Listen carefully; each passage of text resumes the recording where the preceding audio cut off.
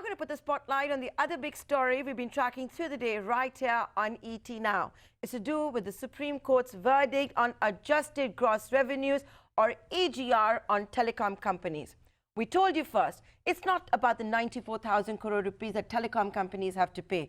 Part of the collateral damage is going to be the internet service providers, with the likes of GAIL, Power Grid, DMRC, may having to look at the prospect of shelling out lakhs of crores. In fact, GAIL has already received a notice for 1.75 lakh crore rupees. This is what we're now going to put the spotlight on. Are the internet service providers collateral damage? Did the Modi government think it through completely before it asked the Supreme Court and presented its case at the Supreme Court as far as the AGR, the adjusted gross revenues, go? We've already heard it from the Vodafone global chief.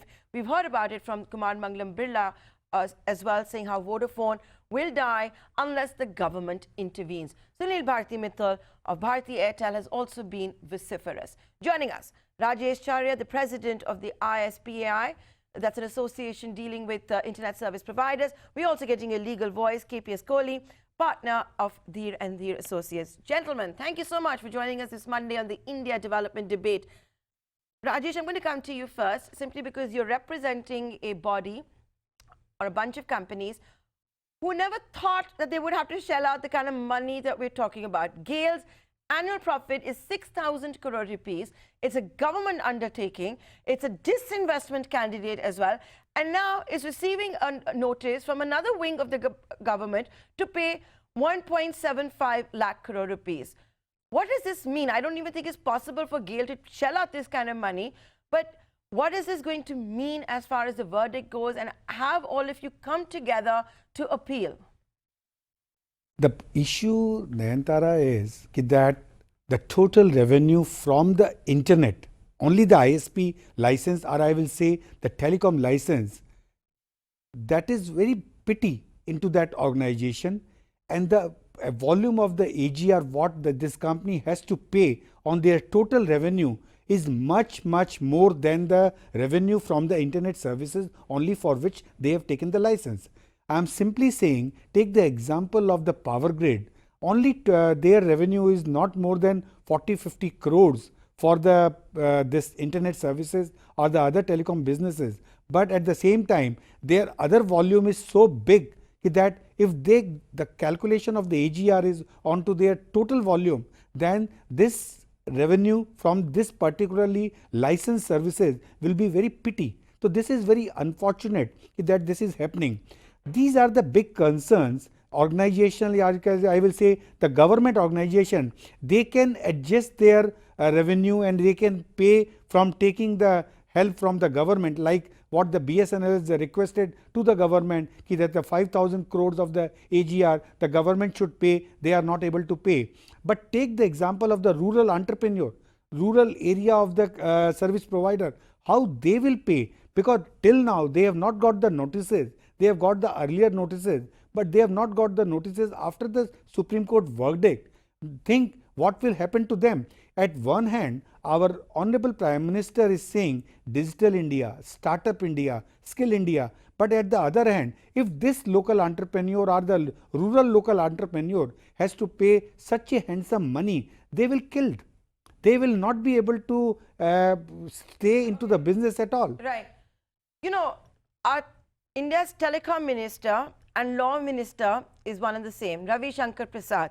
If I could come to Mr. Kohli now. Mr. Kohli, where do you stand on this issue? We've heard it from one important stakeholder. Do you agree that the internet service providers are perhaps collateral damage?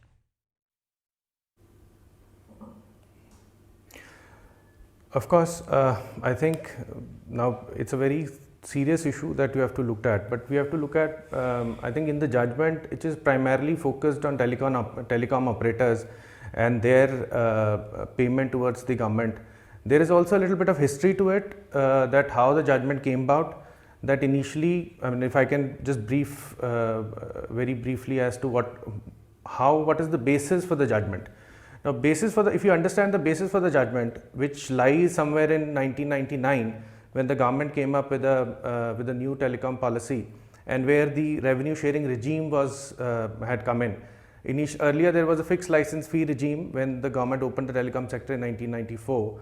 93, since there was the telecom operators were really heavy in debt in terms of the license fee that they had to pay out and the revenue that they were generating.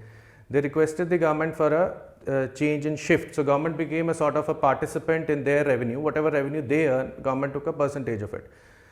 Then they started, the operators starting objecting even to those payments, and they said there has to be an interpretation to the definition which is put up in the license agreement, which the government has agreed.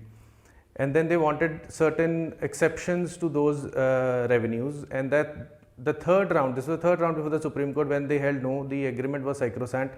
Whatever was agreed upon by you in 1999 has to prevail. Now it has many, and from that period, from the period of 1999, where the telecom industry stood, we have travelled much far. We are 20 years now from that period when the telecom policy came in with certain set of operators in mind. There then came in the ISPs, then there have been IP providers, infrastructure providers, and there are so many other players who have taken licenses. Nobody had thought that a judgment would come that the AGR definition in the license would be held to be sacrosanct at the end, and nobody has actually built that into their workings over the years. Now this judgment has defined that whatever the definition is under the license is the supreme, and you have to follow it. So whosoever has taken the judgment, taken a license in the past 20 years and have been working and have been booking their, putting in their books the revenue share to the government as what was interpreted in the industry, what was accepted in the industry, now they are in a big shock to realize that what was agreed in the license word by word is to be read and acted upon. So probably that has created a big shock for not even the telecom operators, but also for operators like GAIL. My friend has mentioned that these operators who have, there's a secondary business that they are doing, and they are not generating much revenue out of those licenses, but now their entire revenue would be considered for the purpose of paying revenue share to the government. So of course it's a big challenge.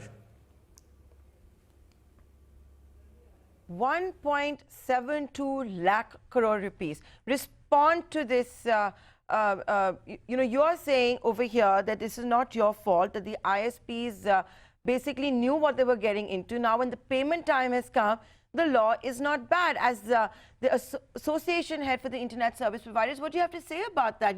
All these companies went in knowing exactly what could happen.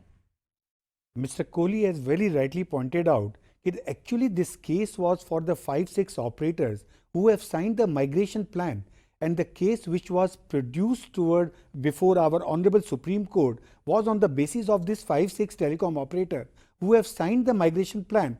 Unnecessarily, this order is going to be imposed on the ISP.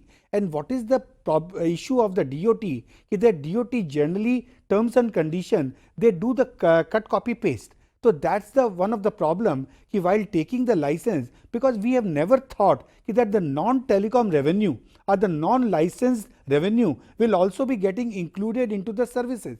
That's a very surprised move which has come to us. Just think of one rural entrepreneur who is providing the cable TV services, who is providing the internet services, who is providing the security as well as the telecom services in a rural village. What he do, generally he creates one infrastructure into one company and give all the services in the same fiber. Now if he has to pay in the balance 3 services along with the internet services, then he will be into the soup. And that's the problem comes over here, that one common man should understand what is the definition of this AGR. What we are agreeing that all the telecom services or the licensed services should be charged with the AGR. We have no issue into that. But at least the non-telecom, non-licensed services should not be included, because this will just kill the business and this will derail the complete Digital India program what our Honorable Prime Minister is looking for. Still have not answered my question. This verdict came out on 24th of October.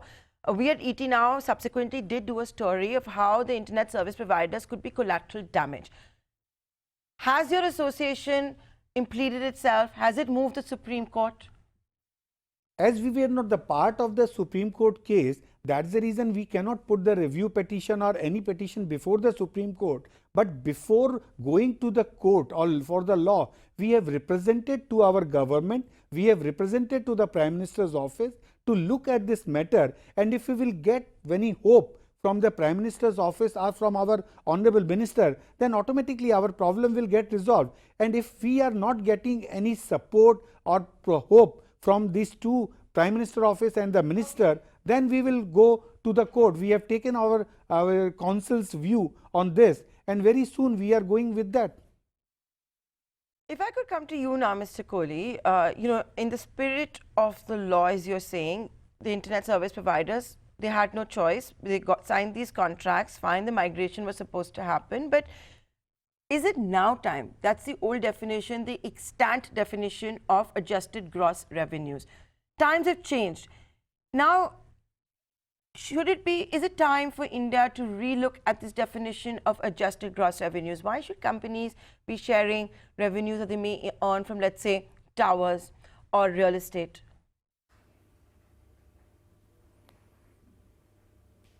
Right. So exactly, these are the points that are that have been debated. So as I said, that this issue has a very, very long history.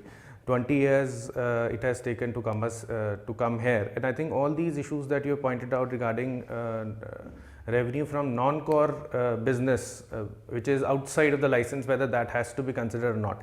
Now, if you look at the judgment also, the judgment has primarily taken into consideration what happened in 1999. They have said that in 1999, the telecom operators were under a heavy debt burden because of the license fee that they were supposed to pay under the regime of 1994, when the telecom operations were opened up for private participation. Now, thereafter, to give them a benefit, then government entered into a revenue share model, as I have already said. Thereafter, the operators started objecting even to that definition, and exactly what you have said was their argument, that no, you should not consider anything out of the telecom business revenue that we incur, only that is to be put in the definition of the AGR and to be considered for the purpose of revenue share.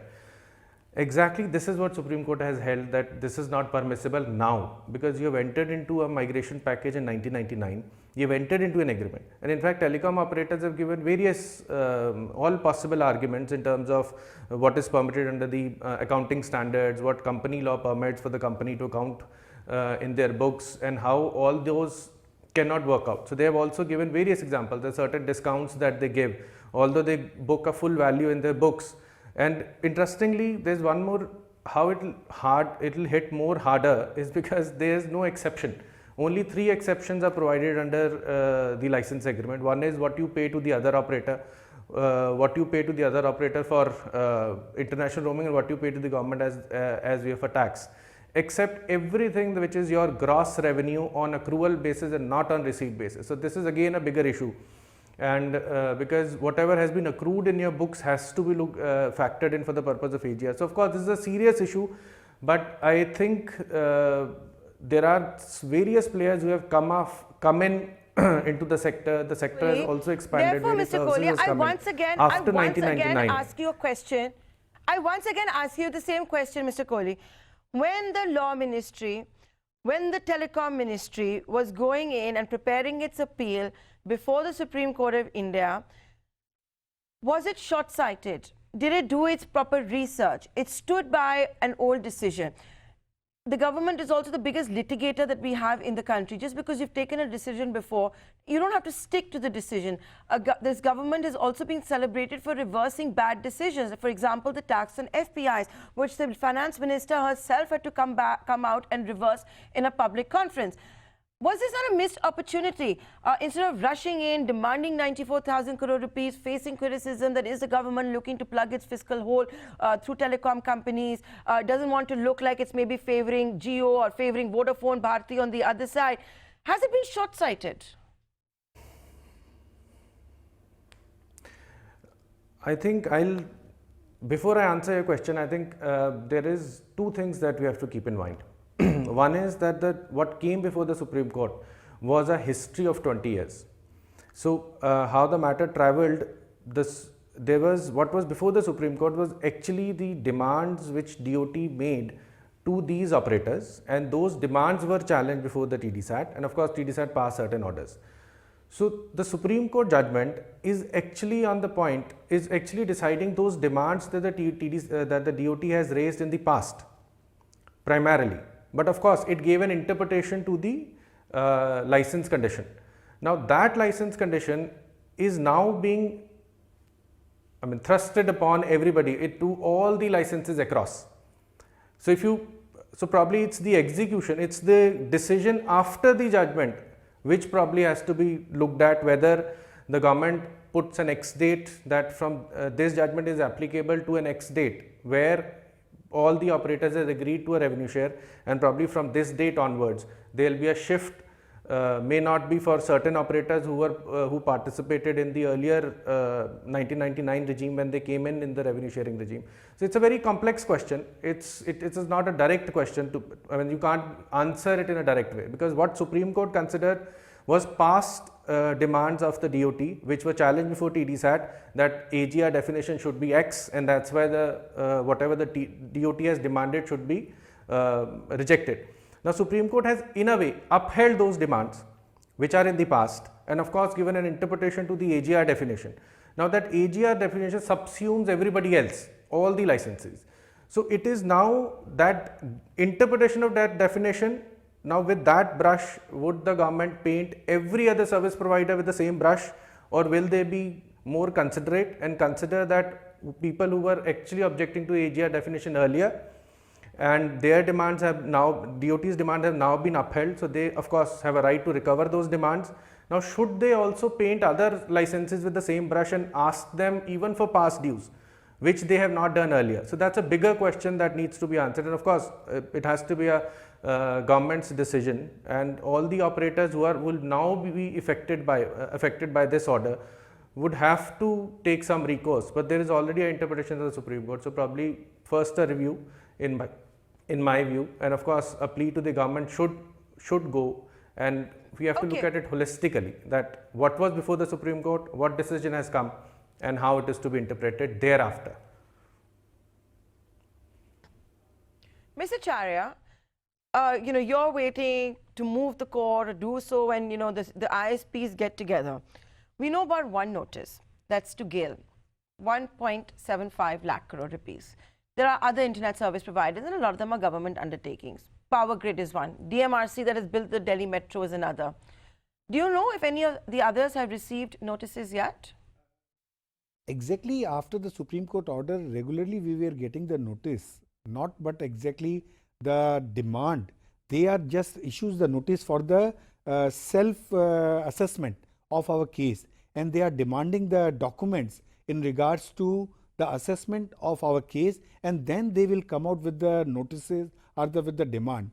But one thing, Nayantara, I just want to highlight is that the DoT's intention towards the Supreme Court was of 94,000 crores only. They have never calculated, anticipated that if we will include every ISP, Tom, Dick, Harry into this bag, then this bag will contain 500,000 crores, which is too much. And the much more thing onto that is that they have not thought that what will happen to the rural broadband, where government themselves are saying that the broadband should be affordable. And if we will start charging our rural subscriber the 8% AGR what they are saying or what the other income is saying, then we will not be able to provide the affordable services, which has always been the main objective of the government for the national telecom policy and other things. So my intention is that till now we have not got the notices. We have got the notices for submission of the document, so that we should be able to do our self-assessment, and then accordingly the DoT will issue the notice for the demand as per the Supreme Court order. But before that, I think that our Prime Minister will look into this, and he will definitely resolve this issue, because otherwise I am in doubt that what will happen to the Digital India program. Only one or two players will not be able to serve the complete rural India, because for that all the smaller entrepreneur or the service provider is being required, because they are not only giving the services, they are hand holding the subscriber with a lot of other things like they have facing the problem of virus, there's application, lot of other things, and especially the big challenge is English, because right now till date we are into I take all these points, and we're talking big bucks here. By just going through the annual reports and the numbers that you're seeing on the screens, we're talking about over 5 lakh crore rupees that may have to be paid by internet service providers. Not just, the power grids and the GAILs of the world, but just the way you just heard Mr. Chharia talking about the internet service providers in villages, which could create a big problem and roadblock as far as the Digital India dream of the Prime Minister and this country goes. We're all digitizing. It's not just the Prime Minister's vision. I'll give the final word to the lawyer, Mr. Kohli over here. As a lawyer, and I'm going to ask you something which is, take your time. Has the government dug itself in a hole? It's not easy to always criticize the government's legal strategy, but has it done so? Because now how can it go back to the same Supreme Court and say, have we made a mistake? We made a mistake. We never imagined that this was going to happen. Or can it?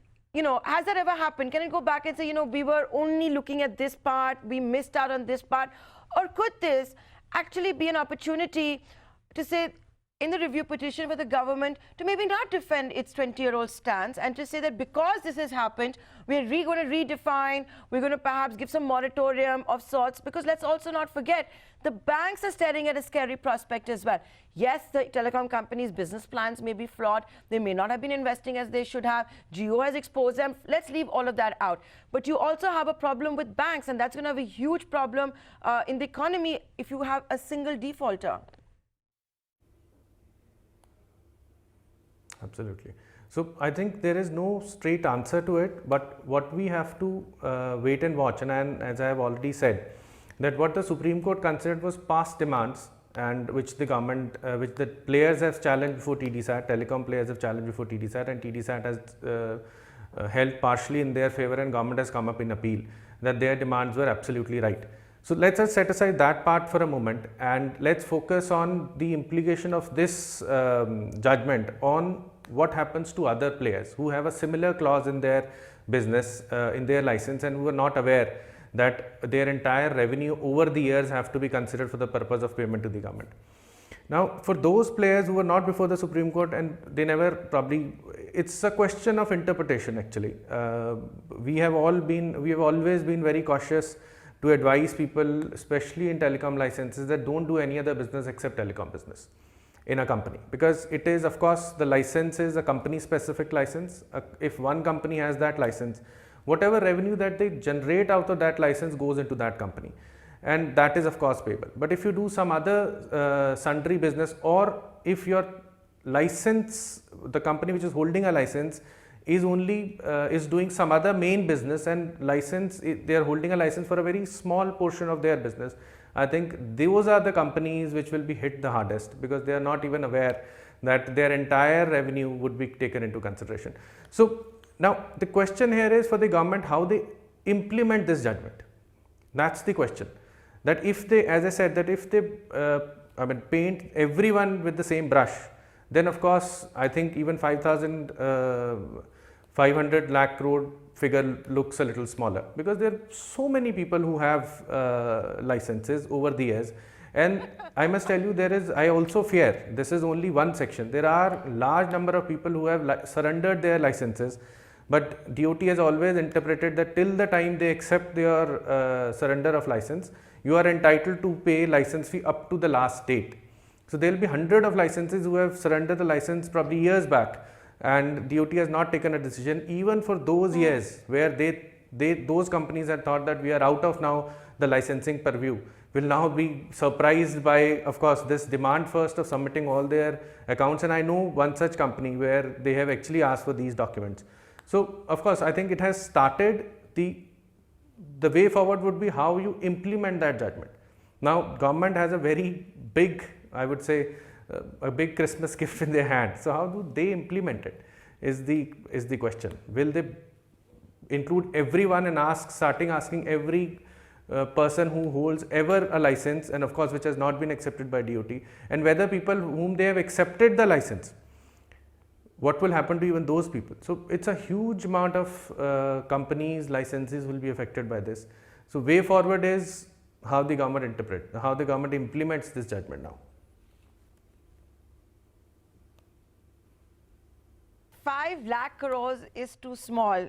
That has 12 zeros, and that's how big this problem actually can be. That, so let's see what it is that the government decides to do. Like I said, we have the same telecom and law minister. It's in Ravi Shankar Prasad. Let's see what it is the law ministry and the telecom ministry decide to do. Are they even speaking to each other? That sometimes is a big problem that we see in governments as well. With that, gentlemen, thank you so much for joining us and taking the time out to talk about this rather burning issue.